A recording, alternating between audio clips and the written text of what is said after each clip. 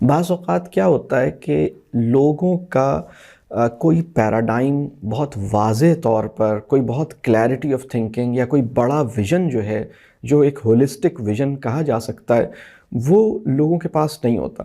خدا ایکچولی مجھ سے چاہتا کیا ہے، یہ کائنات اصل میں اس کی حقیقت کیا ہے، میں کون ہوں، میری حقیقت کیا ہے، میننگ فل لائف کیا ہے، لائف کیسے میننگ لیس ہوتی ہے، کیسے میننگ فل ہوتی ہے۔ ہماری فارمل ایجوکیشن نے ہمیں اس قابل نہیں بنایا ہوتا کہ ہم لائف کی میننگ فلنس کو ڈیفائن کریں اور لائف کی میننگ فلنس کو اچیو کرنے کے لیے کچھ کریں۔ آج کا جو ایجوکیٹڈ بندہ ہے اس کا پرابلم یہ ہے کہ وہ پروڈکٹیوٹی کو اتنا زیادہ اہم سمجھتا ہے کہ وہ کنفیوژن کو، یعنی پروڈکٹیوٹی اور کنفیوژن ان دونوں کے ساتھ زندہ رہتا ہے۔ مطلب وہ یہ نہیں سوچتا کہ مجھے کلیئرٹی چاہیے، کلیئرٹی کی ضرورت پروڈکٹیوٹی سے زیادہ ہے اور پروڈکٹیوٹی سے پہلے ہے۔ وہ اس بات کو نہیں سمجھ پاتا۔ وہ سوچتا ہے کہ بھائی بس پروڈکٹیوٹی تو ہے نا، کام تو چل رہا ہے نا، اتنے سارے کام کر رہا ہوں، دیکھو میں یہ بھی کر رہا ہوں، وہ بھی کر رہا ہوں، گھر بھی بنا لیا ہے، گاڑی بھی خرید لی ہے، یہاں بھی چلے گئے ہیں، وہاں بھی چلے گئے ہیں، وہ بھی کر لیا ہے، بچے بھی ہیں، بھائی بھی ہے، اماں ابا، یہ وہ بہت ساری چیزیں چل رہی ہیں اور بہت ساری چیزیں چل رہی ہیں، لیکن ایک جو چیزوں کو دیکھنے کے لیے جو کلیئرٹی چاہیے، جس کی میں بات کر رہا ہوں، ایک فکری یا آئیڈیالوجیکل اسٹرینتھ چاہیے یا ایک فاؤنڈیشن چاہیے، وہ مسنگ ہوتی ہے۔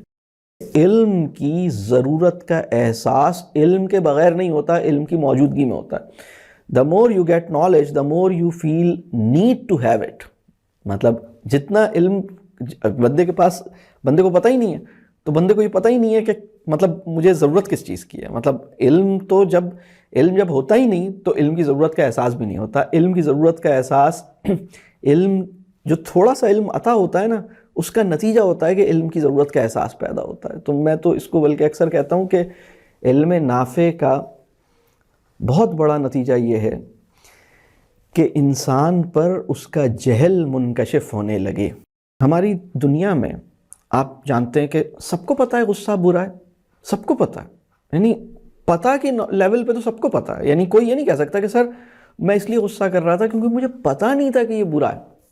کوئی بندہ ایسا ہوگا آپ کہیں یار تمہیں پتہ نہیں ہے کیا تم غصہ کیوں کر رہے ہو، تم پتہ نہیں ہے، وہ کہے کہ نہیں پتہ تو مجھے ہے۔ اچھا اب اس میں یہ ہو سکتا ہے کسی کو زیادہ پتہ ہے، کسی کو کم پتہ ہے، لیکن پتہ سب کو ہے۔ اب کویسچن یہ ہے کہ اگر غصہ برا ہے اور غصہ is bad and every one knows it, تو اس کا مطلب یہ ہے کہ سب لوگ غصہ نہیں کرتے ہوں گے، غصہ تو دنیا سے وینش ہو گیا ہوگا۔ واٹ ڈو یو سے؟ غصہ کتنے % لوگ کر رہے ہیں؟ تو آپ کو پتہ لگے گا almost everyone is in this mess. مطلب ہر بندے، یہ ہو سکتا ہے کسی کا تھریش ہولڈ کم ہے، کسی کا تھریش ہولڈ زیادہ ہے، لیکن کسی نہ کسی پوائنٹ پر بڑی تعداد میں لوگ اس پرابلم کا شکار ہیں۔ تمہیں ایک ایسے انسان سے محبت اور تعلق اور رفاقت اور توجہ نہیں مل پا رہی جو بہت ٹھنڈے دماغ کا ہے، جو بہت کول، یعنی ذہن کے لحاظ سے بہت جس کا ٹیمپرامنٹ بہت ایگزمپلری ہے، جو تم اس پہ ٹرسٹ کرو، وہ تم پہ ٹرسٹ کرے، تمہارا ایک مینٹورنگ پروسیس ہو، تم اس سے ریلیشن شپ میں آؤ اور وہ تمہاری بہت ساری چیزوں کو انڈرسٹینڈ کرے اور تم دیکھو اسے، اور پھر تمہیں، یعنی یہ جو پروسیس ہے نا، یہ پروسیس بڑا ضروری ہے، یہ پروسیس بہت زیادہ ضروری ہے۔ پرابلم یہ ہوا ہے کہ مسلمانوں کا جو ٹریڈیشنل تعلیم و تربیہ تھا نا، وہ اسی پروسیس کے اندر چھپا ہوا تھا۔ ایکچولی یہی وہ پروسیس تھا جو مسلمانوں کے تعلیم و تربیہ کی جان تھا۔ دین جو ہے وہ اورل کمیونیکیشن کی بیسس پہ نہیں اسپریڈ کرتا، بلکہ دین جو ہے وہ ہمارے اندر سے ریڈیٹ کرتا ہے، مطلب یعنی اس کے اندر ہوتا ہے۔ میرے ایک بزرگ ہیں، وہ بڑی زبردست بات وہ اکثر کہتے ہیں کہ دین کا ہم سے اصل مطالبہ یہ نہیں ہے کہ ہم سچ بولیں، بلکہ اصل مطالبہ یہ ہے کہ ہم سچے بنیں۔ یعنی سچے بنے کا سچ بولنے کا مطلب تو یہ ہے کہ کبھی سچ بول رہے ہیں کبھی نہیں بول رہے، لیکن سچے بنے کا مطلب یہ ہے کہ اندر تک وہ اترا ہوا ہو، مطلب ہم بالکل اور سچ بھی بولیں، مطلب سچ بولنا اندر تک۔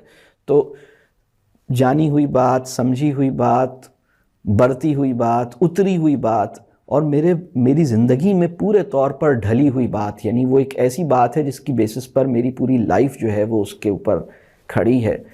کسی بھی میننگ فل تربیہ پروگرام کے اندر سب سے اہم چیز کا نام کانٹینٹ نہیں ہے، بلکہ سب سے اہم 3 چیزیں ہیں. ایک ہے کانٹینٹ، ایک ہے ایکسپیرینس اور ایک ہے ریلیشن شپ.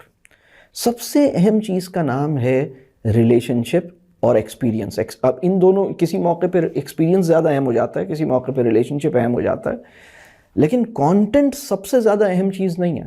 تو جب آپ لوگ 6 months کے کورس میں آتے ہیں تو وہ ایسا نہیں ہے کہ آپ کو کانٹینٹ ڈسیمینیٹ کیا جا رہا ہو. ہم بہت سارے کانٹینٹ ہم کہیں اب یہ سارا بھر دو ان پر.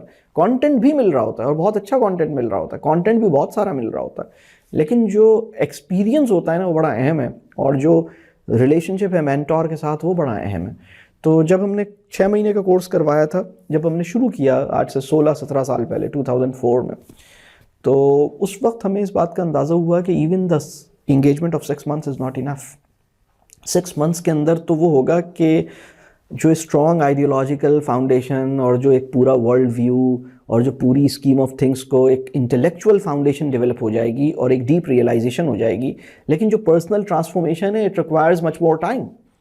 تو 6 months یہ ہوگا کہ 6 months میں ہمیں اپنا تناظر ٹھیک کرنے میں مدد ملے گی اور اپنا پیراڈائم یا اپنا ورلڈ ویو ڈیولپ کرنے میں مدد ملے گی. لیکن جو اندر سے اور ہمارا تزکیہ کا پروسیس انیشیٹ ہو جائے گا، لیکن وہ 6 مہینہ انف نہیں ہے.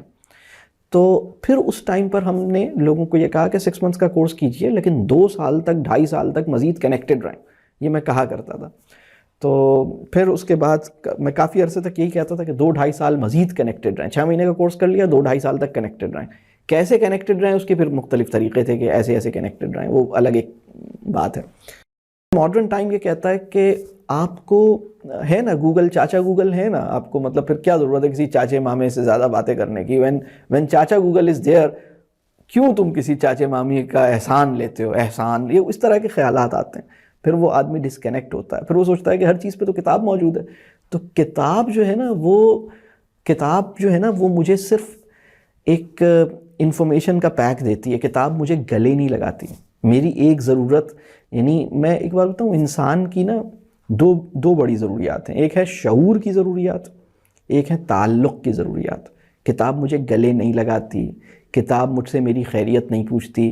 کتاب یہ نہیں کہتی کہ سلمان آج تم بڑے اداس لگ رہے ہو تو کیا بات ہے، اور تم نے کل پچھلا چیپٹر ختم کیا تھا تو یہ بتاؤ تم نے پچھلے چیپٹر پہ عمل کیا یا نہیں کیا، اور تم نے پچھلا چیپٹر، تم 2 چیپٹرز میرے پڑھ چکے ہو اور ابھی بھی تم نے اس میں کیا کیا، بتاؤ کیا پرابلم آ رہی ہے. تو کتاب مجھ سے یہ فیڈ بیک نہیں لیتی، اور کتاب مجھے آبزرو بھی نہیں کرتی. مطلب میں کتاب کے سامنے بیٹھ کر پوری کتاب کی وائلیشن کر دوں تو کتاب میرا ہاتھ نہیں پکڑے گی، کتاب مجھ سے کچھ بھی نہیں کہے گی. میں کتاب بغل میں رکھوں، یعنی یہ ہم دیکھتے ہیں قرآن سینے میں پورا محفوظ ہے، اور اینٹی قرآن بندہ جو ہے، یعنی قرآن سینے میں محفوظ ہے اور اینٹی قرآن لائف پوری چل رہی ہے. مطلب یہ دونوں چل رہے ہوتے ہیں. تو ہمیں بعض اوقات کیا ہوتا ہے کہ ہمیں ایک پرسنل ٹچ چاہیے ہوتا ہے، ہمیں ایک ایسا بندہ چاہیے ہوتا ہے جو کہے ایکسکیوز می، آپ یعنی یہ نہیں کرنا ہے. ایک بندہ چاہیے ہوتا ہے جو ہاتھ پکڑے، گلے لگائے، بات کرے، کچھ نہ کچھ ایک پرسنل ٹچ چاہیے ہوتا ہے. یہ جو پرسنل ٹچ ہے نا